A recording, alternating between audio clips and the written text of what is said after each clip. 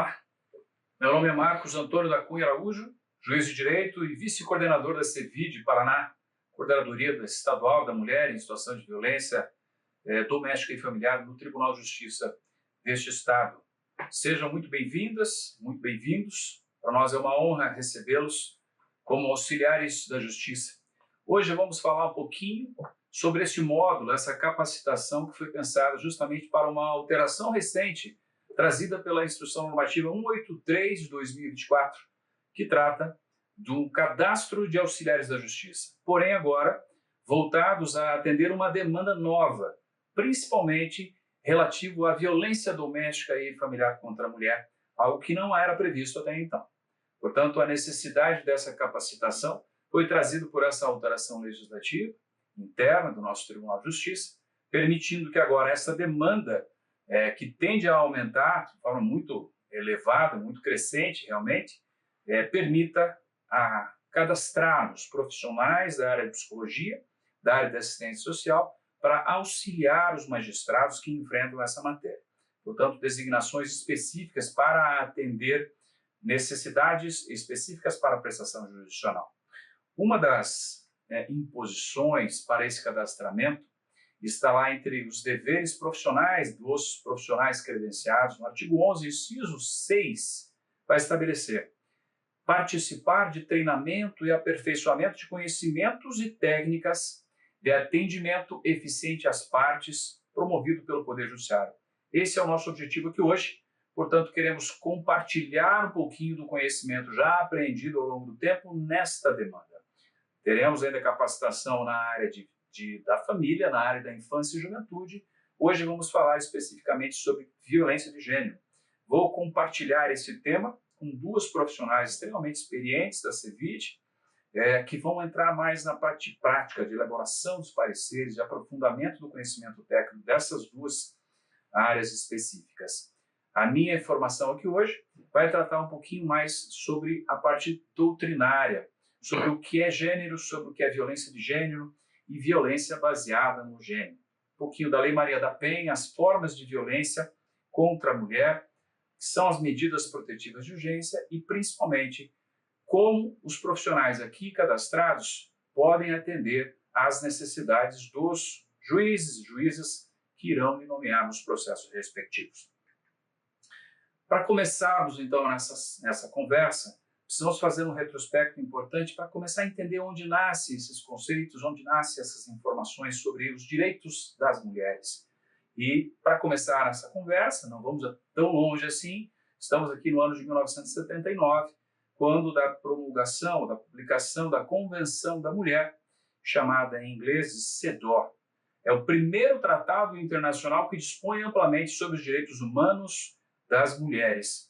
O Brasil leva um bom tempo, mais de uma década, para firmar essa convenção, mas após firmado estabelece, em 1984, promoção dos direitos da mulher na busca de igualdade de gênero. É um dos primeiros atos normativos de ordem internacional do qual o Brasil é signatário, em que se fala da palavra gênero, igualdade de gênero, palavra que nós vamos ver muito ao longo dessa conversa e com certeza no trabalho que eles irão exercer futuramente. Segundo, reprimir quaisquer discriminações contra as mulheres nos estados parte. Na sequência, em 1993, nós temos uma complementação, já na Convenção de Viena de Direitos Humanos, as Nações Unidas nomeiam os direitos das mulheres como direitos humanos, o que permitiu que a violência às mulheres fosse tratada como uma violação a esses direitos humanos, permitindo, então, a construção de políticas públicas específicas para atender às necessidades das mulheres em situação de violência. Importante observar que nós estamos aqui em 1993, lembrando que a Convenção, a ONU, logo depois da Segunda Guerra Mundial, já havia tratado da Declaração dos Direitos Humanos. Porém, só em 93 nós precisamos reforçar isso, uma convenção específica para dizer que violência contra a mulher também é a violação a direitos humanos. Avançando um pouquinho, nós vamos estabelecer aqui com 4 pontos principais dos direitos humanos das mulheres que vão ser tratados diretamente nas atividades jurisdicionais. É o direito à vida, como bem supremo de qualquer pessoa, o direito à liberdade, o direito à igualdade e uma promessa específica da Lei Maria da Penha, nós vamos ver mais à frente também na Convenção de Belém do Pará, que é o direito à paz. É a promessa de garantir a toda mulher deste nosso país, que está no mundo, o direito de viver sem violência. Portanto, Convenção de Belém do Pará, em 1994, e olha que nós já estamos fechando 30 anos dessa importante convenção que ocorreu no nosso país, mas que trata de todos os estados americanos, vai tratar da convenção para prevenir, punir e erradicar toda violência contra a mulher. É aqui que nasce o primeiro conceito de violência baseada no gênero. Conceitua, então, a violência contra a mulher como qualquer ato ou conduta baseada no gênero que cause morte, dano, sofrimento físico, sexual ou psicológico à mulher, tanto na esfera pública como na esfera privada. É um marco no enfrentamento à violência contra a mulher, pois que a própria Convenção coloca isso de forma muito clara. O Estado passa a adentrar a residência na esfera privada para garantir à mulher o direito a uma vida sem violência, coisa que até então era arraigado numa sociedade extremamente machista, paternalista, de que dentro da casa o pátrio poder é que determina. Essa Convenção do Belém do Pará vem rasgar este véu e afirmar que a partir de agora a violência doméstica, mesmo dentro do recanto do lar, ela também é de interesse do Estado. Para avançar um pouquinho nessa conversa, a gente precisa diferenciar dois termos importantes. Primeiro, gênero e sexo. Nós falamos muito isso, é importante entender a diferença entre igualdade de gênero e igualdade de sexo. Nós não defendemos, e não há como fazê-lo, que existe igualdade sexual, igualdade de sexo. A mulher e o homem são fisiologicamente diferentes, isso é impossível de sustentar o contrário. Basta analisar a própria anatomia. Agora, igualdade de gênero é uma construção social. E é aqui a grande sacada de falarmos sobre gênero e utilizarmos tanto essa palavra quando falamos de enfrentamento à violência. Porque a palavra gênero vai estar construído, se alterando dia a dia. Basta observarmos o papel que a mulher exerce na sociedade nos últimos 50 anos e o que ela exerce hoje. Gênero vai se alterando conforme a sociedade vai se alterando. Porém, as características sexuais continuam as mesmas. O homem continua correndo mais rápido que a mulher. Os recordes nas maratonas mostram isso. Mesmo o homem mais rápido do mundo e a mulher mais rápida do mundo, o homem corre mais. Não há como negar isso. Mas no que toca ao gênero, isso nós podemos mudar, isso nós podemos construir como sociedade que cresce como democracia e com observância aos direitos humanos. Gênero, segundo Teles e Mello, em 2003, estabelece que é utilizado para demonstrar e sistematizar as desigualdades socioculturais existentes entre homens e mulheres, que repercutem na vida pública e privada de ambos os sexos, impondo a eles papéis sociais diferenciados que foram construídos historicamente e criaram polos de dominação e submissão. Impõe-se o poder masculino em detrimento dos direitos das mulheres, subordinando às necessidades pessoais e políticas dos homens, tornando-as dependentes. É lógico que esse conceito é um conceito que trata o gênero como algo desigual atualmente, onde a mulher está submetida a um poder do homem, a um poder estabelecido socialmente por conta destes papéis de gênero que assim foram estabelecidos. A mulher responsável pelo lar, a mulher responsável pela criação, o homem responsável por prover a renda da família, responsável por trazer o dinheiro pelo trabalho, de cuidar das coisas externas, e a mulher responsável de cuidar pelas coisas públicas. Essa alteração vem ocorrendo e este conceito que aqui foi trazido ainda estabelece dois pontos importantes: dominação e submissão. Falar de gênero nada mais é do que falar de uma relação de poder, em que alguém estabelece o papel para o outro. Não há uma construção comum em divisão de papéis, principalmente no ambiente doméstico. Isso também se reflete na vida pública. Ocupados, por exemplo, no nosso próprio tribunal, o número de desembargadoras que nós temos, é um tema que está sendo discutido recentemente, criando-se inclusive uma uma política judiciária para que esse equilíbrio seja alcançado. Portanto, o gênero sai também da esfera privada, do ambiente doméstico e familiar, e vai para o ambiente público. Um exemplo de violência de gênero é o conhecido jargão em que mulher dirige muito mal, que o homem dirige bem, porque mulher não foi treinada como homem desde pequeno para fazê-lo. E existe essa lenda urbana de que mulher dirige mal. Porém, se nós formos fazer uma cotação de seguros hoje, nós sabemos que o seguro para a mulher é muito mais barato que o seguro do carro para o homem, porque o homem é mais violento dentro da sua condução de veículos e a mulher é muito mais cuidadosa. Essas construções sociais implicam necessariamente em violência de gênero.